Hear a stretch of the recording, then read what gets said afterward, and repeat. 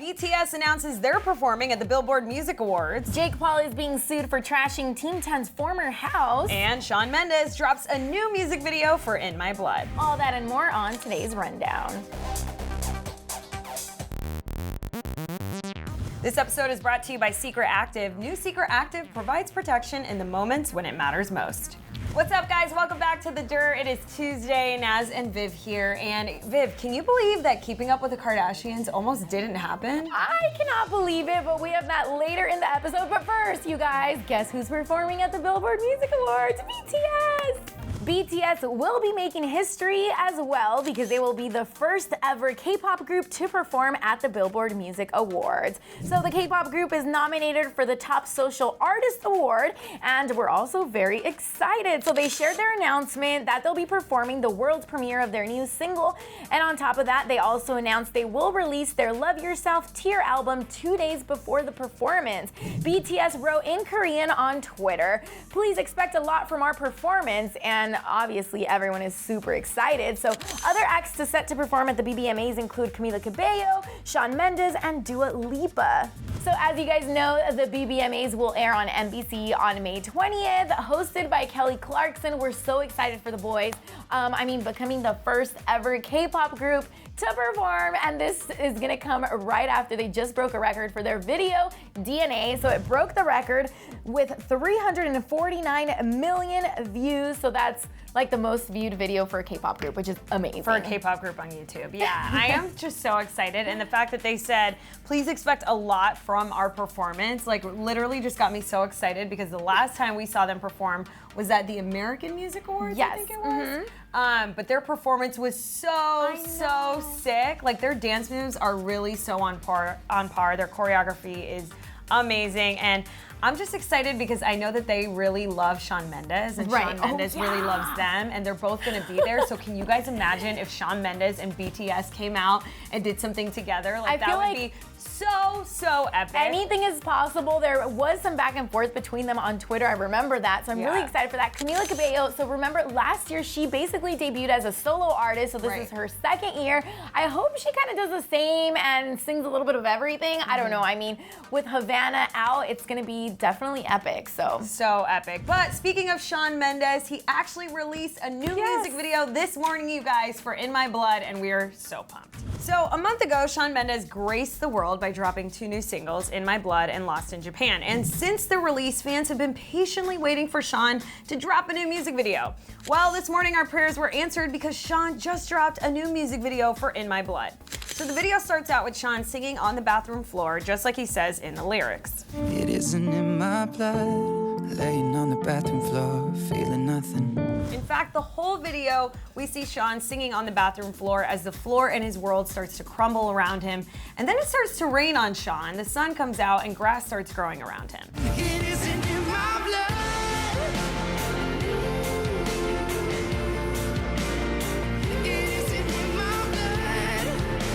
And basically, Viv, the video ends with Shawn laying down in like a field of flowers. And I loved how simple this music video was because the song is so beautiful and like soft, and you know, it's about someone that's going through a lot but isn't gonna give up. So yeah, I loved this music video, and I just really want Shawn to come out with a Lost in Japan music video because Lost in Japan, out of the 2 singles that he released, is my more favorite one. But I'm just happy Shawn's like back and releasing stuff. He's back and releasing. I just gotta say, he looked really handsome in this video, and like you said, so handsome. The video was simple, but like it spoke for itself because the music is so good and the lyrics that I'm just like, I love you, Shawn Mendes. I literally love Shawn Mendes so much. All right, so let's move on to this Keeping Up with the Kardashians story that we wouldn't have had Keeping Up with the Kardashians if Kim didn't demand what she wanted for. I don't want to live in that world.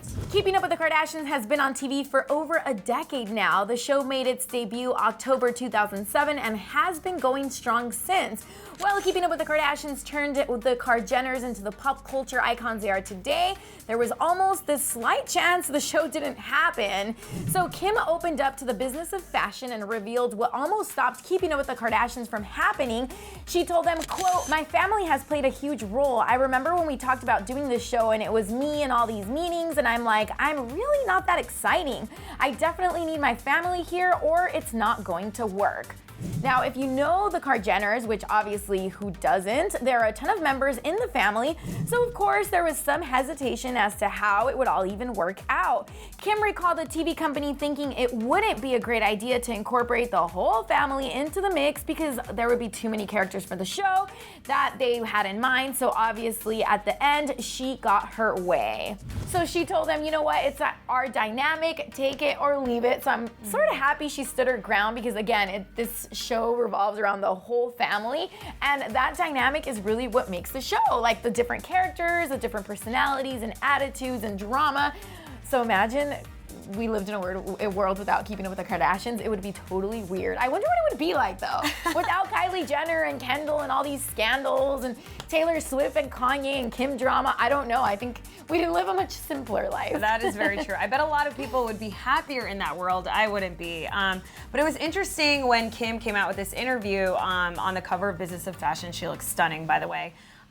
Because I'm a reality TV producer. You know, I used to produce The Bachelor, and it's weird to me that a company would think that too many characters is too much to keep up with, because on shows like The Bachelor and a lot of shows that we watch in reality do have like a lot of characters, and it actually makes it better. But yeah, I mean, maybe the editing wise was gonna take too long. I know, but not having like her entire family in this, and like the amount of spin-offs we had. Right. And when you said that it started in October 2007, I'm just like, can you imagine living your life on camera for what, 11 years now? I know, being filmed all day, every day, doing everything, even your most personal and intimate moments. Yeah. But you know what, at the end of the day, that's how they became so successful and popular, and now they've sort of branched out with all these makeup lines and lip kits and all of this. Yeah, so, you know what I'm kind of bummed about though, Viv? I read this, I don't know if it's true, you guys, but that the Keeping Up with the Kardashian cameras were actually not there for Khloe's birth. And we all know there's so much drama surrounding that, and we're still waiting for Khloe to kind of open up and say something about the whole Tristan scandal, and she hasn't yet. We'll definitely keep you guys updated if she does, but I'm kind of like really mad they didn't film that.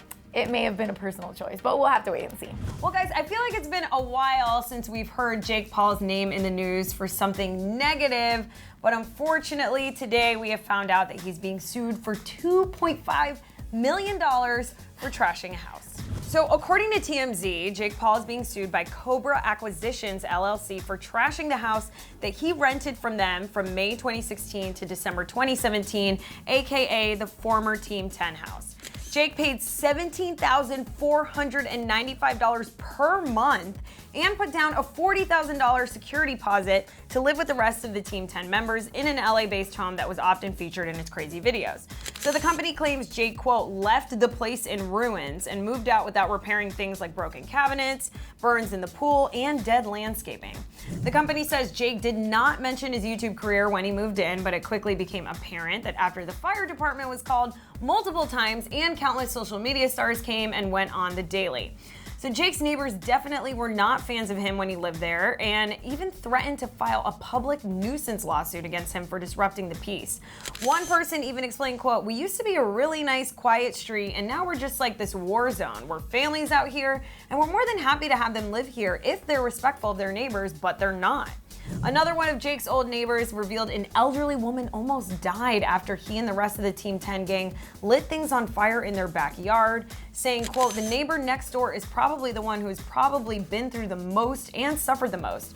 She nearly died from smoke inhalation from the fire, and for some strange reason, they get their kicks off doing to an old lady." And this is just... It's kind of crazy. So, you know, it goes to learn that your shenanigans will catch up to you. You know what I mean? Yeah. Like maybe he did this in the past, and yes, he's been a little bit more calm, hasn't been really controversial as of late, but everything he did in the past is catching up to him, and now he has to pay. So what's crazy to me too is that he paid $17,000 a month of rent. More than that, $17,495. That's a lot of money. I'm like, that is Jesus. so much money. You might as well would have just bought your own house, and then if you wanted to trash it, then go do it. I wonder if he charged anyone from Team 10 rent. Like, they definitely had to pay him some, right? It's not like he paid all of it. Like, it was like split, but still, I mean, 17 divided by 10, that's still a lot of money. I don't know if you ask me.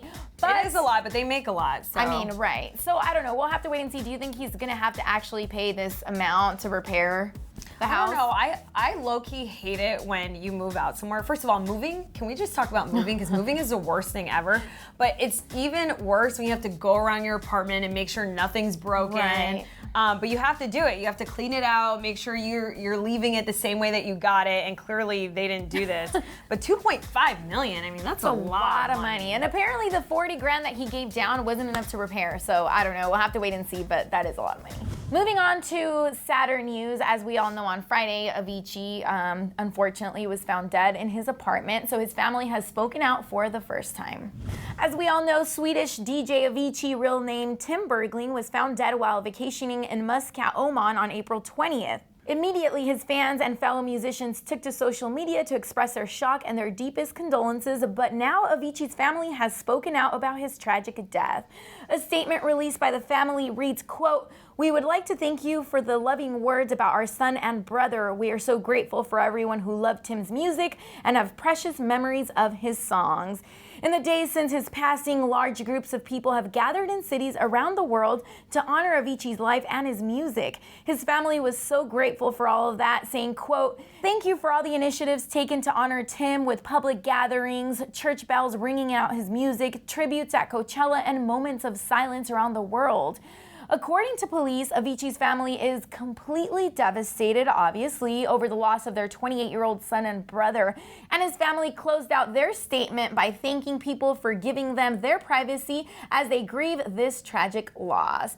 So as we all know, details are still emerging surrounding why he died and what exactly happened to him. But we all know that since 2016, he had retired from touring. He didn't really like his lifestyle. He was facing some health issues.